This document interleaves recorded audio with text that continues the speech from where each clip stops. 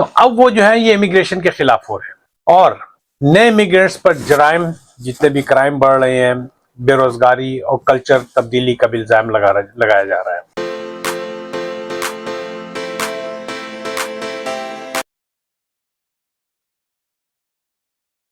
और शोर मचाने वाले कौन हैं? जो खुद इमिग्रेंट्स हैं। यहाँ 60s, 70s and even 80s, I would say 50s, 60s and 70s में ईस्टर्न यूरोप और आपके इटली, यूनान, आपके ग्रीक, यहाँ से, और इटली का मैंने पहले जिक्र किया। तो यहाँ से एक मैसिव इमिग्रेशन, पोर्चुगीज सॉरी, यहाँ से एक मैसिव इमिग्रेशन हुई थी। आज वही लोग जो है वो शोर मचा रहे हैं। और उससे पहले जो थे यहाँ पर ब्रिटिशर्स थे, most of Irish, Scottish, British वगैरह। 80s में यहाँ पर साउथ एशियन का चलन शुरू हुआ, बल्कि सही मानों में कहें तो 90s में पॉइंट बेसिस के ऊपर बेतहाशा।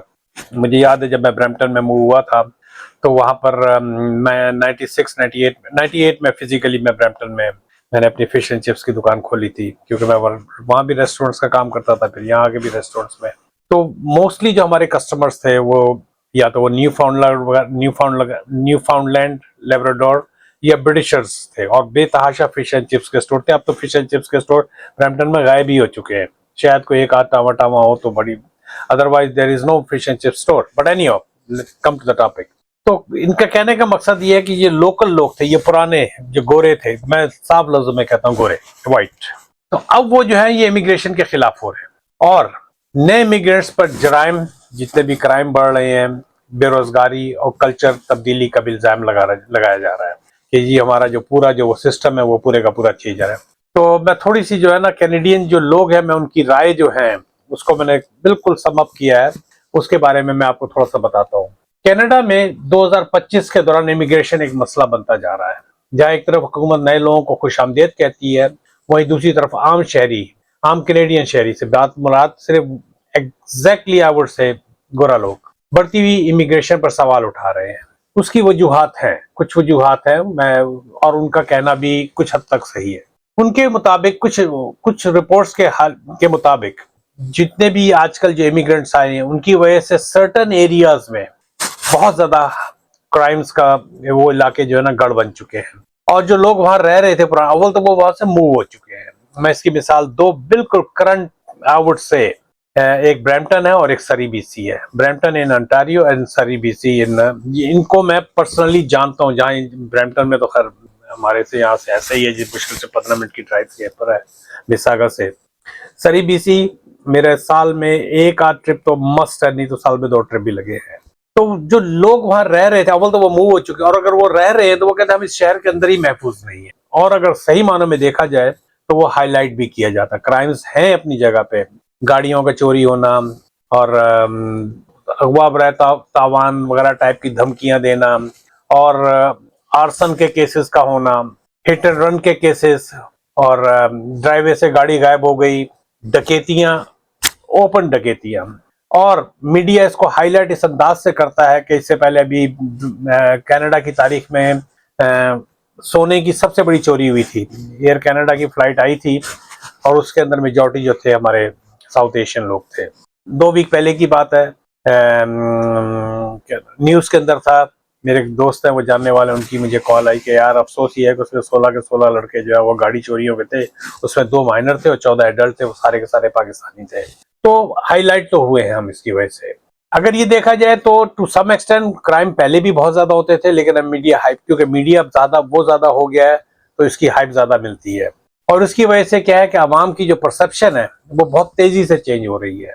हर कोई जानता है कि अच्छा, जब इमिग्रेशन यहाँ पर शुरू हुई तो उसकी वजह से जो है जो हाई बायर थे वो ज्यादातर जो थे वो साउथ एशियन लोग थे या चाइनीज थे। उसकी वजह से हाउसिंग बहुत महंगी हो चुकी है। इनके ज़हन में जो गोरे ये हैं यहाँ पर, जो व्हाइट्स थे, जो पुराने रह रहे थे, उनके ज़हन में यह था कि हम तो अपनी मकान ले नहीं पाते और एक आदमी के पास यहाँ 10-10 मकान है। तो हुआ क्या कि चाइनीज इन्वेस्टमेंट प्रॉपर्टीज इंडिया से, चले नाम लेने में कोई वो नहीं, उन्होंने आके यहाँ पर सीरियस पैसे का इन्फ्लक्स किया और इन्वेस्टमेंट प्रॉपर्टीज में, and they know how to play with their money. I mean एक जमाना था जब कोविड के फौरन बाद किस तरह वो इक्विटी निकाल के मकानों को लेना, तो एक आम आदमी मकान ले नहीं पाता था, और उसकी वजह से जब बहुत ज्यादा सप्लाई कम थी, डिमांड जब बढ़ी तो प्राइसेस जो थी एकदम जंप करके 200%, 300% ऊपर तक चली गई। तो बकौल इनके कहने का मकसद है कि हर साल इमिग्रेंट्स तो आ रहे हैं लेकिन घर इतने नहीं बन रहे हैं, सप्लाई एंड डिमांड। और उसकी वजह से हो क्या रहा है कि जो लोकल लोग हैं उनको रेंट, अगर वो मकान लेना चाहते हैं, पहले जो आम बेसमेंट 1100-1200 की मिला करती थी, बेसमेंट बेसमेंट ही होती है नो मैटर व्हाट, चाहे वो 2 कमरों की हो चाहे 3 कमरों की बेसमेंट है, तो वही बेसमेंट जो है और वो 2000, 2100, 2200 और अच्छे इलाकों में उससे ज्यादा भी। उसकी वजह से जो कम आमदनी वाले इंडियन कैनेडियंस थे वो परेशान। अच्छा, जब बहुत सारे इमिग्रेशन हुई तो उसकी वजह से हुआ क्या कि जो सोशल वेलफेयर है, हेल्थ केयर है और एजुकेशन सिस्टम पे दबाव आया। तो उनके बकौल के इनको बहुत ज्यादा चांस दिया जाता है इमिग्रेंट्स को, जब पुराने शहरियों को ये मौका नहीं मिलता था। पहले भी यहाँ ये सारी सिचुएशन तो टाइट थी, तो अब जो प्रेशर है वो सारा का सारा इन सारी चीजों के ऊपर आ गया, तो उनको बकौल इनके कि इनको ज्यादा मौका मिलता है और लोकल जो है वो उनको इस तरह से पूरी तरीके से चांस नहीं मिलता है। तो उसकी वजह से अब ये जो बहस जो है, इसी वजह से आजकल जो है इमिग्रेशन के ऊपर भी बहुत सारे नए रूल्स आए हैं और बहुत ज्यादा टाइट किया है, असाइलम हो जाए या कट डाउन करना स्टडी परमिट वगैरह में। क्यों कि ये सारे जब इश्यूज आते हैं मीडिया के अंदर, जब आते हैं तो मेंबर ऑफ पार्लियामेंट्स वगैरह होते हैं तो वो इसको फिर पार्लियामेंट में लेके जाते हैं। अच्छा, अब आ जाते हैं वर्क जॉब। उसके अंदर क्या होता है, कुछ फैक्ट्री वर्कर्स और लोअर इनकम ग्रुप्स कहते हैं कि इमिग्रेंट्स कम तनख्वाह पर काम करने के लिए तैयार होते हैं, इसलिए हमारे रोजगार छिन रहे हैं। इसकी वजह से लेबर मार्केट में सख्त मुकाबला होता है और बेरोजगारी का खौफ बढ़ रहा है। तो इट्स ट्रू, अगर आप किसी भी टीम ऑर्डर में चले जाएं या किसी भी स्टोर में चले जाएं तो आपको साउथ एशियन लोग नजर। जब हम शुरू में नए आए थे तो आपको हमें ना फिलिपिनो नजर आते थे, फिलिपीन पता नहीं राइट लफ्ज से कहना चाहिए मुझे कि नहीं कहना चाहिए, ये क्या नाम है, जो काम करने वाले होते थे या तो फिलिपाइन के होते थे और मोस्टली जो होते थे व्हाइट लोग होते थे। लेकिन अगर आप टिम होटल्स में, मैकडोनल्ड्स में, इवन वॉलमार्ट्स में कहीं भी चले जाएं तो आपको साउथ एशियन लोग नजर आएंगे। तो उसकी वजह से इन लोगों के अंदर एक, जिसे कहते हैं ना कि खौफ का सा आंसर है कि हमें तो जॉबें मिलती नहीं है, हम बल्कि हम आपस में खुद बात करते हैं कि यार ये गोरे कहाँ चले गए।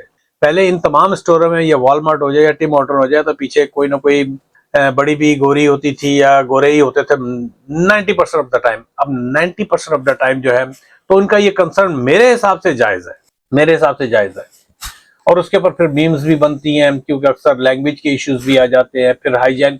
अच्छा, जब पहले भी रेस्टोरेंट्स के अंदर कोई ना कोई तो खामी या कोई ना कोई खराबी तो हो ही जाती थी, कभी ना कभी कोई ना कोई इश्यू तो निकल ही आता था।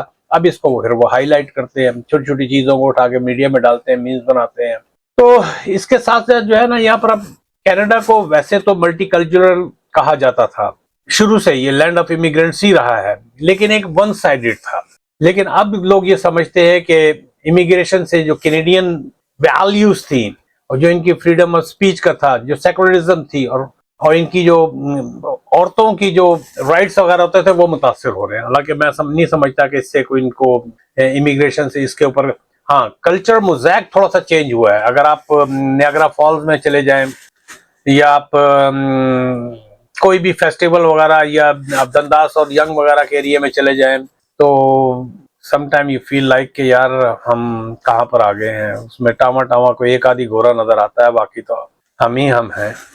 Same thing in Niagara fall. तो उसकी वजह से उनका बकौल, उनके कहने के लिए हमने जो मुल्क बनाया था वो ये आहिस्ता आहिस्ता बदल रहा है। या भाई बना तो ये गोरों के हिसाब से ही था, तो अब जो इसका जो एक चेहरा था वो चेंज हो रहा है। या पे एयरपोर्ट्स पे चले जाए, हर जगह जो है आपको साउथ एशियन ही नजर आते हैं। तो हकीकत क्या है, हकीकत यही है कि भाई Canada has always been a multicultural. और जिस तरह मैं पहले भी जिक्र कर चुका हूँ, तो उसमें पहले जो थे वो ईस्टर्न यूरोप या सदर्न यूरोप के लोग थे, लेकिन अब जो है प्रेशर एशिया की तरफ चला गया। इसमें इन सारी चीजों में इशू किस चीज का है? इशू ये है कि अगर हाउसिंग की अगर मिसाल ले ली जाए, अगर प्रॉपर तरीके से यहाँ मकान हो तो ऑब्वियसली अगर यहाँ पर कंस्ट्रक्शन उस हिसाब से हो तो इसमें जो ये एक हाउसिंग का प्रॉब्लम है वो इतना हाईलाइट ना हो। तो इसलिए ये आम कहा जाता है कि अगर हुकूमत हाउसिंग, सिक्योरिटी और जो सर्विसेज है, जो सोशल सर्विसेज है, उनके ऊपर जो दबाव हुआ है उसको अगर कंट्रोल करे तो अवामी जज्बात भी बदल सकते हैं।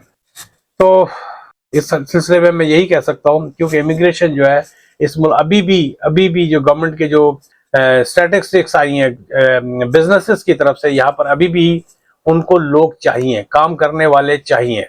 अगर इमिग्रेशन की मौजूदा रफ्तार कनाडा के लिए फायदेमंद है या नुकसानदेह, तो ये तो वक्त ही फैसला करेगा, इससे ज्यादा मैं और कुछ नहीं कह सकता।